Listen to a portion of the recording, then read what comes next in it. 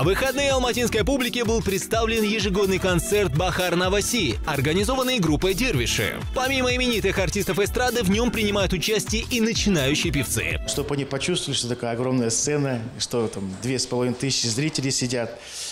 Атмосфера, это же, если ты артист, это всегда ощущаешь, да?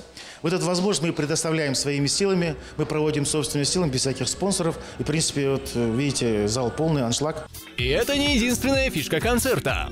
У нас участвуют как раз в концерте люди разных национальностей, 5, 6, 7 национальностей, вот именно в каждом концерте.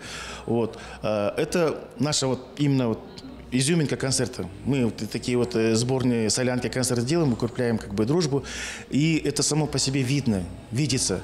Приходя, вот зритель наш видит других артистов, проникается к ним любовью, начинает узнавать их творчество и так далее, и так далее. То есть во всех идет в делах плюс.